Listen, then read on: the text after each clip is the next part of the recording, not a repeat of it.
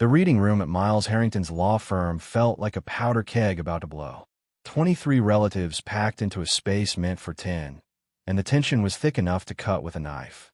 My father, Victor, sat in the front row, his $1,000 suit perfectly pressed, checking his Rolex every 30 seconds like he had somewhere more important to be. Next to him, my mother, Miranda, clutched her designer purse against her chest, her knuckles white from the grip. She hadn't spoken to me since the funeral, just shot me cold glances that said everything she was thinking. Before we continue, subscribe to the channel and write in comments where you are watching from. This is taking too long, Dad muttered to his personal lawyer. I have a board meeting at 3. Even now, even at the reading of his own mother's will, he couldn't stop thinking about work. That was Victor Caldwell in a nutshell, a man who knew the price of everything but the value of nothing. My Uncle Owen stood against the wall, his bulk taking up enough space for 2 people. The oldest of Grandma's 3 sons. He'd inherited her height, but none of her wisdom. His bloodshot eyes darted around the room, calculating, measuring, already spending money he didn't have yet. His third wife, a woman half his age named Brittany, filed her nails and looked bored. She'd only known Grandma for 6 months, but here she was, ready to collect. 46 million, Owen whispered to his brother Leon. Even split 3 ways after taxes, we're still looking at 10 million each minimum. Leon nodded eagerly, sweat beading on his forehead despite the air conditioning. The youngest son, Leon, had spent his entire adult life in and out of casinos, always one bet away from the big score. His ex-wife sat 3 rows back with their 2 teenage kids I'd met exactly once. Everyone wanted their piece of Eleanor Caldwell's empire. The side rows were filled with cousins, distant relatives, and people I swore I'd never seen before in my life. Someone's new boyfriend was actually taking notes on his phone like he was already planning investments. It was disgusting. 3 days ago, we put Grandma on the ground, and these vultures were practically salivating. Where the hell is Miles? Dad demanded, his voice cutting through the whispered conversations. This is unprofessional. The door opened and Miles Harrington walked in carrying a leather folder. At 72, he moved with the deliberate pace of someone who'd learned not to rush for anyone. He'd been Grandma's attorney for 40 years, had seen her build her shipping empire from nothing, had been there through every triumph and setback. The look on his face was unreadable, but when his eyes met mine, something passed between us. Not sympathy exactly, but understanding, maybe. Thank you all for coming, Miles began, setting the folder on the podium. Before we begin, I need to remind everyone that Mrs. Caldwell's will was drafted with meticulous care and is legally bulletproof. Any attempts to contest, it will be met with the full force of the law firm she helped build. Dad scoffed. Just get on with it, Miles. We all know why we're here. Miles's jaw tightened, but he maintained his composure. Very well. The last will and testament of Eleanor Marie Caldwell, executed 6 months prior to her passing. The room fell silent. This was it. The moment they'd all been waiting for. The payday that would solve all their problems, fund all their schemes, satisfy all their greed. But I wasn't thinking about money. I was thinking about Grandma's hand in mine 3 weeks ago. How light it felt, like she was already halfway to somewhere else. I was thinking about the last sunset we watched together from her bedroom window. The way the light caught the tears on her cheeks when she told me she was proud of me. I was thinking about how none of these people had been there for that. Not one. Miles opened the folder and pulled out the first document. The paper looked official, formal, weighted with importance. But there was something else in that folder. I could see it. Multiple envelopes sealed, waiting. Miles's fingers hesitated for just a moment on that final envelope, and when he looked up, he was looking directly at me. The lawyer cleared his throat, adjusted his glasses, and began to read. And with his first words, I knew Grandma had planned something none of us expected, because Eleanor Caldwell never did anything the conventional way, and she certainly wasn't going to start with her final goodbye. 3 years ago, I was nobody special, just another construction foreman in Portland, running crews on commercial buildings, and coming home to a 1-bedroom apartment that smelled like whatever my neighbor was cooking. My day started at 5 o'clock in the morning with black coffee and blueprints. Ended at 7 o'clock at night with a beer and whatever game was on TV. It was simple, predictable, and I was fine with that. My relationship with my family had always been like a puzzle with missing pieces. Dad, Victor Caldwell, was a big-shot investment banker who moved us from Portland to New York when I was 15, then moved himself back to Portland when I was 18, leaving me to figure out college on my own. He sent money, sure, but never time, never presence. Our conversations lasted exactly as long as it took for him to make sure I wasn't embarrassing the family name. "You're working construction?" he'd said when I told him about my job with a business degree. "Logan, that's beneath you." I replied, "I like building things. Things that last." He hung up without saying goodbye. That was 2 years before Grandma got sick. Mom, Miranda, was even worse in her own way. She'd married Dad for his last name and the status it brought. She spent her days at the country club planning fundraisers for causes she couldn't actually name and getting her picture in the society pages. When I was young, she'd sometimes look at me like she was surprised I existed, like I was an accessory she'd forgotten she'd purchased. My uncles were their own special brand of disappointing. Owen, the eldest, had burned through 3 marriages and 6 businesses, each failure more spectacular than the last. He had this way of making everything sound like a sure thing, right up until it collapsed. Leon, the youngest, lived his life like it was one long Vegas weekend. He'd call me maybe once a year, always needing just a small loan that we both knew he'd never pay back. Then came that October morning that changed everything. I was reviewing permits when my phone rang. Grandma Eleanor's name on the screen was unusual enough to make me step outside to answer. "Logan, sweetheart," she said, and I could hear something different in her voice, a weight that hadn't been there before. "I need to see you. Can you come by this weekend?" "Of course, Grandma. Everything okay?" I asked. "We'll talk when you get here." The drive to Cannon Beach took 2 hours, but I'd made it in 90 minutes. Grandma's oceanfront mansion sat on a bluff overlooking the Pacific. 28 rooms of timber and glass that she'd built in 1995 after her company went international. But when I arrived, she wasn't in any of those grand rooms. I found her in the kitchen, making tea the way she always had, like the world wasn't shifting under her feet. "Pancreatic cancer," she said simply, pouring me a cup. "Stage 4. The doctors give me 18 months if I'm lucky." The mug burned my hands, but I held on anyway, needing something to anchor me. "What about treatment? Second opinions? There has to be something." "I'll fight it," she said, sitting across from me at the small breakfast table where she'd fed me pancakes every Sunday when I was a kid. "But I need someone with me, someone I trust. Your father has already started calling about power of attorney. Your uncles are circling like sharks. I need someone who gives a damn about me, and not just my bank account." "I'll move in tomorrow," I said without hesitation. "Logan, your job, your life in Portland. You're my family, Grandma. My real family. The job will be there when I get back." She reached across the table and took my hand. Her fingers felt fragile, like bird bones, but her grip was still strong. "You know what I remember most about you? When you were 7, there was a boy at your school, Timothy something. His father had lost his job, and he stopped bringing lunch. You gave him your lunch money every day for a month. Came home hungry, but never said a word. I only found out because Timothy's mother called to thank me for raising such a kind boy. I didn't know you knew about that. Mothers always know, sweetheart, and grandmothers know even more. That's when I realized I understood what really mattered in this world. Not the money, not the status, but the simple act of showing up for someone who needs you." That night, I called my boss and arranged indefinite leave. I packed my apartment in 6 hours. By the next evening, I was unpacking in one of Grandma's guest rooms, ready for whatever came next. Neither of us knew then that it would be 18 months of revelation, heartbreak, and the ultimate test of what family really means. The first sign of trouble came exactly 1 week after I moved in. Dad's Mercedes pulled into the driveway at 8 o'clock in the morning, and he walked in without knocking, carrying a briefcase full of documents. "Mother, we need to discuss your assets," he announced, not even acknowledging me at the breakfast table. "With your diagnosis, it's crucial we protect the estate from taxation issues." Grandma set down her coffee cup slowly.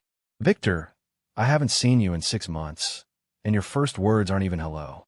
"This is important," he insisted, spreading papers across the table. "Sign here and here. It's just transferring some assets into protected trusts. Standard procedure." She picked up one of the documents, read it carefully, then slid them all back toward him. These trusts would give you control over my accounts immediately. Someone needs to manage things if you become incapacitated. I have cancer, Victor, not dementia, and I have Miles for legal matters. Now, would you like to have breakfast with your son and me? Or did you drive all this way just to try to rob me? His face turned red. I'm trying to help you. No, you're trying to help yourself. There's a difference. One I taught you long ago, though apparently the lesson didn't stick. He grabbed his papers and stormed out. Through the window, I watched him make a phone call before driving away. Within an hour, Mom called Grandma's landline. Eleanor, dear. Mom's fake sweetness oozed through the speaker. Victor's just concerned. Perhaps I should come visit. Help with arrangements. Miranda, you haven't stepped foot in this house in 2 years. Don't start pretending to care now. The line went dead. Grandma turned to me with a sad smile. The vultures smell death, Logan. Watch how quickly they circle. She was right. Over the next 3 months, the attempts became more aggressive. Uncle Owen showed up one night, reeking of bourbon, pounding on the door at midnight. I need $50,000, he shouted when I answered. My restaurant's going under. She's sitting on millions while her son loses everything. Go home, Owen. You're drunk, you little leech, he snarled, jabbing a finger at my chest. Playing the good grandson, while we all know you're just waiting for your payday. How much is she promising you? 10%? 20? I'm here because I love her. Love. He spat the word like it was poison. Love doesn't pay bills. Love doesn't save businesses. Now get her down here, or I'm coming in. I blocked the doorway. Try it. We stood there. Uncle and nephew. Family divided by greed and principle. Finally, he backed away. This isn't over. That money belongs to her sons, not some charity case grandson. The worst part was that Grandma heard everything. I found her sitting by her bedroom window, tears on her cheeks. Did I fail them that badly? She whispered. How did my boys become such strangers? Uncle Leon's approach was different, but equally cruel. He hired a psychiatrist to evaluate Grandma, claiming she wasn't mentally fit to manage her affairs. The doctor arrived unannounced one Tuesday afternoon. I'm here for Eleanor Caldwell's cognitive assessment, he announced. Grandma stood in the doorway, frail but fierce. Young man, I built a shipping empire from nothing, negotiated with unions and government officials, and ran board meetings until last year. I can still beat anyone in this house at chess, recite Shakespeare from memory, and balance my own checkbook. Now, get off my property before I call the police and my lawyer. The doctor left, but Leon didn't stop. He called Adult Protective Services, claiming I was taking advantage of a vulnerable elder. The investigation was humiliating for Grandma, having to prove to strangers that she was staying in her own home by choice. Meanwhile, her health deteriorated. Chemotherapy ravaged her body. Some days, she couldn't get out of bed. I learned to manage her medications, change for bags, help her to the bathroom. The work was hard, but the emotional toll was worse. Watching this titan of a woman who'd built an empire and raised a family, reduced to hoping just one of her children would visit without an agenda. Mom sent flowers every month with identical cards. Thinking of you. Get well soon, Miranda. Never a visit, never a real phone call, just flowers that Grandma asked me to donate to the hospital. At least other patients will enjoy them, she said. Someone should get comfort from my children's gestures, even if I can't. The betrayals piled up like winter snow, cold and suffocating. Each one broke Grandma's heart a little more until I worried she'd die of disappointment before the cancer took her. But through it all, she kept planning something, meeting with Miles, making arrangements she wouldn't discuss with me. 6 months before Grandma passed, everything shifted. It was a gray February morning when Miles Harrington's Lincoln Town car pulled into the driveway. He carried a thick leather portfolio and a recording device, his face set with the determination of a man on a mission. Logan, I need you to give us privacy, Grandma said, already dressed in her best Navy suit, despite rarely leaving bed anymore. Miles and I have business to discuss. They locked themselves in her study for 4 hours. I could hear the occasional sound of papers shuffling, the scratch of pens on documents, Miles's deep voice asking questions, and Grandma's clear responses. When they finally emerged, Miles looked at me with an expression I couldn't read. Your grandmother is a remarkable woman, Logan, he said, placing a hand on my shoulder. Remember that no matter what happens in the coming months, Things may get difficult, but trust the process. After he left, I found Grandma in the study, staring out at the ocean. Multiple documents were spread across her desk, but she gathered them quickly when I entered, sliding them into a locked drawer. What was all that about? I asked. Insurance, she said simply. Making sure the right things happen for the right reasons. Over the next few weeks, Grandma seemed energized by whatever she'd arranged with Miles. She started documenting everything. Every missed visit, every manipulative phone call, every attempt to get her money. She had me install a recording system for the house phone. All legal and above board for medical emergency purposes, she said with a wink. The recordings revealed more than either of us expected. Dad calling her doctor, trying to get information about her mental state. Leon attempting to bribe her housekeeper Maria for copies of financial statements. Owen on a three-way call with both brothers, planning to contest any will that didn't give them equal shares of everything. The old bat can't last much longer, Owen said on one recording. We just need to make sure the kid doesn't manipulate her into anything stupid. I've got my lawyer ready, Dad added. The second she dies, we file for immediate freeze on all assets. Logan won't be able to touch a penny. Grandma listened to these recordings with me, her face never changing, but her hand trembled as she took notes. They're not even pretending anymore, she said quietly. At least now I know where we all stand. Her health declined sharply after that. The cancer had spread to her liver and bones. Hospice came in mid-April. I took complete leave from work, sleeping on a cot in her room in case she needed anything at night. Those last weeks were brutal and beautiful in equal measure. We talked about everything during those long nights when pain kept her awake. Her childhood during the Depression, eating flour soup, and wearing shoes made of cardboard. How she'd started her company with one truck and a loan from a fisherman who believed in her, her first million, and how she'd celebrated alone because her husband had already passed and her sons were too young to understand. I wanted to give them everything I never had, she said one night, morphine making her voice dreamy. But somewhere along the way, I gave them everything except what mattered. Values, compassion, the understanding that money is a tool, not a goal. 2 weeks before she died, she grabbed my hand with surprising strength. Logan, I need you to promise me something. When Miles reads the will, no matter what happens, don't defend me. Don't explain my choices. Let them react. Let them show exactly who they are. Grandma, what did you do? I asked. I'm setting things right, or as right as they can be now. Just promise me you won't interfere. Let Miles handle everything. I promise. She smiled then, the first real smile I'd seen in weeks. You're going to be okay, sweetheart. Better than okay. You're going to understand what real wealth means. Her funeral was scheduled for a Thursday. She passed on a Monday evening, watching the sunset paint the ocean gold and pink. Her last words were clear and calm. The truth always surfaces, Logan. Like oil on water, it always rises to the top. Watch for it. The obituary ran in 3 newspapers. Within hours, relatives I'd never heard of were calling about funeral arrangements. Dad flew in from New York the next morning, already dressed in black, already calculating. Mom arrived separately, making sure the society photographers captured her grief. My uncles came together, a united front of entitlement.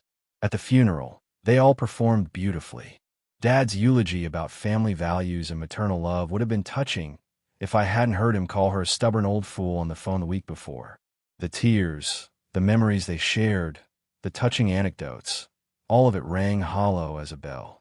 Miles announced the will reading for the following week.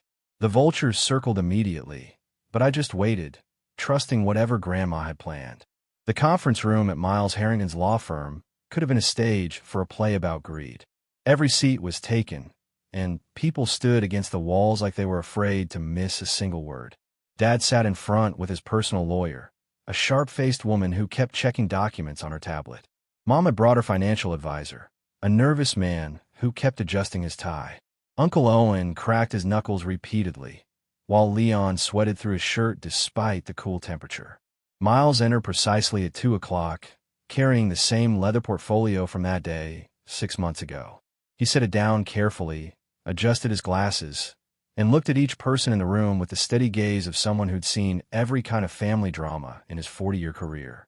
Before we begin, Miles said, his voice carrying the authority of law and experience, I want to remind everyone that Mrs. Caldwell executed this will 6 months ago, while in full mental capacity, witnessed by 3 medical professionals and 2 independent attorneys.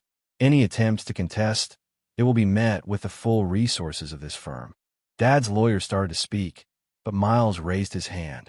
Please hold all questions until I finish reading the complete document. He opened the portfolio and pulled out the first document, the last will and testament of Eleanor Marie Caldwell, dated February 15th of this year. To my son Victor Caldwell, I leave my complete collection of family photographs stored in albums in the study. Every birthday, every Christmas, every family gathering you missed while building your fortune. Perhaps looking at them will help you understand what you traded for your success.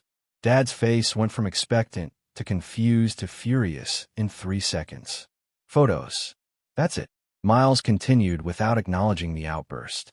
To my son, Owen Caldwell, I leave my personal recipe book, including the recipes for every meal you claimed you could improve, but never once cooked for me. May you finally learn that talking about doing something and actually doing it are different things. Owen stood up so fast his chair fell backward. This is insane. Where's the money? To my son, Leon Caldwell, I leave my antique deck of playing cards. The ones my father used to teach me that gambling with family love is the only bet you're guaranteed to lose. Leon's face turned purple. She's mocking us. This whole thing is a joke. To my daughter-in-law, Miranda Caldwell, Miles continued steadily. I leave my collection of costume jewelry. 23 pieces that look expensive but are worth nothing, much like the affection you showed me over the years. Mom gasped, her hand flying to the real pearls at her throat. How dare she? The room erupted in angry voices, threats, accusations flying like shrapnel. Miles waited patiently for the noise to die down, then pulled out a second envelope. To my grandson, Logan Caldwell, I leave my 1947 Cadillac coupe, purchased with the first profit from my business. It still runs because it was maintained with care, not money. Like love, it only needed consistent attention to last. I felt every eye in the room turn to me with hatred so pure it could have burned through steel. That's all. Dad shouted. Where's the $46 million? The oceanfront property, the shipping company, the investment portfolios. Miles pulled out a thick document. Ah, yes. The estate valued at $46 million. I have here a complete financial disclosure, also executed 6 months ago. The room went silent as death. 3 years ago, upon receiving her diagnosis, Mrs. Caldwell began liquidating her assets. She sold the shipping company to her employees for $1, with the provision that all profits for the next decade go into their retirement funds. She liquidated all investment portfolios and properties, converting everything to cash. $46 million in cash. Owen breathed. Where is it? Miles smiled, the first real emotion he'd shown. Distributed as follows. $30 million was used to establish the Caldwell Foundation for Childhood Cancer Research, focusing on pancreatic cancer that affects children. $8 million funded full college scholarships for 200 first-generation students from working families. $5 million was distributed among 15 food banks and homeless shelters in Oregon and Washington. $2 million went to Doctors Without Borders. The silence was so complete, I could hear the air conditioning humming. The oceanfront mansion, Miles continued, was sold to the Oregon State Parks Department for $1 to be converted into a public beach access and nature preserve. By Mrs. Caldwell's specific instruction, it will be named the Logan Caldwell Preserve, honoring the only family member who understood that the best views shouldn't be reserved only for those who can afford them. No, Dad whispered. She couldn't have. We're her children. That money was ours by right. Miles pulled out one final document. There is one more bequest. $1 million remains in a trust with Mr. Logan Caldwell as the sole trustee. This money can only be used for one specific purpose: to pay for medical care and support for any family member who becomes ill and has no one else to turn to. As Mrs. Caldwell wrote, Logan will help even those who don't deserve it, because that's who he is. This trust ensures he can afford to keep being himself. The conference room exploded into chaos. Dad lunged across the table, grabbing Miles's collar. You help her do this. This is fraud, manipulation, elder abuse. Miles, completely unfazed, simply said, There are security cameras recording this assault, Mr. Caldwell. I suggest you sit down. Uncle Owen was on his phone with his lawyer, screaming about mental incompetence and undue influence. Leon actually kicked a chair across the room. Mom sat frozen, her face white as paper, calculating and recalculating money that no longer existed. "We'll destroy you." Dad pointed at me, his fingers shaking with rage. "You poisoned her against us. You stole our inheritance." "I didn't know," I said quietly. "I had no idea she'd done any of this." "Liar," Owen roared. 3 years living with her, and you expect us to believe you didn't know?" Miles cleared his throat. Mr. Logan Caldwell was never informed of these decisions. Mrs. Caldwell insisted on that. She wanted his care to be genuine, not motivated by knowledge of any particular inheritance. There are sealed affidavits from the witnesses confirming he was never present for any financial discussions. They stormed out one by one, throwing threats like confetti. "This isn't over," Dad promised. "I'll spend whatever it takes to break this will." "Good luck with that," Miles replied calmly. "You'll be fighting the American Cancer Society, 200 scholarship recipients, and the state of Oregon. I'm sure they'll play well in the press." When they'd all gone, Miles handed me a sealed envelope. "She wanted you to read this alone." I drove to what used to be Grandma's mansion, now with a new sign reading, "Future home of Logan Caldwell Preserve, opening next summer." I sat on the bluff where we used to watch sunsets and opened her letter. "My dearest Logan, if you're reading this, then Miles has delivered my final lesson to our family. I'm sorry you had to witness their true colors, but you needed to see it. You needed to understand that DNA doesn't make a family. Love does. The money was always going to destroy them. If I'd left them millions, they would have fought over it until lawyers got most of it. Anyway, if I'd left them nothing outright, they would have assumed you manipulated me. So, I gave them exactly what they'd given me. Tokens that look like something, but mean nothing. They got what they earned. You got what you earned too. Not millions because you never wanted that. You got the truth that you're nothing like them. You got the knowledge that when someone needed you, you showed up. You got to be the name on something that will bring joy to families for generations. The million in trust isn't really for them. We both know they'll never ask you for help. Their pride won't let them. It's for you to use as you see fit, helping people who actually need it. I know you will. You've been doing it your whole life, usually with much less. But your real inheritance is freedom. Freedom from wondering if you're like them. Freedom from their poison. Freedom to live your life knowing you chose love over money. And that choice made you wealthy in ways they'll never understand. Live well, my sweet boy. Build things that last. Love people who deserve it. And remember that the fortune I spent my life accumulating was only worth something when I gave it away to people who'd use it right. All my love, Grandma Eleanor. That was 2 years ago. The lawsuits all failed, just as Miles predicted. Dad doesn't speak to me. Mom moved to California to reinvent herself. Uncle Owen filed for bankruptcy again. Uncle Leon disappeared somewhere in Nevada. But the trust has helped 17 families so far. Construction workers whose kids got cancer, a janitor at my company whose wife needed heart surgery. Real people with real problems who just needed someone to give a damn. Each time I write a check, I think of Grandma smiling, knowing she turned her fortune into something that actually mattered. Last week, the preserve officially opened. Hundreds of families came that first day. Kids built sandcastles where Grandma's rose garden used to be. Teenagers played volleyball where the fountain stood. An elderly couple sat on a bench sharing sandwiches and watching the sunset from the exact spot where Grandma and I used to play chess. A little girl ran up to me, pointing at the sign. "Is that you, Logan?" she asked. "That's me," I replied. "Why is your name on the park?" "My grandma wanted everyone to have a beautiful place to watch the ocean," I explained. "She believed the best things in life should be free." "She sounds nice. Is she here?" I looked out at the waves, the families, the joy on faces that would never know Eleanor Caldwell's name, but would benefit from her final act of rebellion against greed. "Yeah," I said. "She's here." If this story touched your heart, please hit that like button and share it with someone who needs to hear that family isn't about blood. It's about who shows up when life gets hard.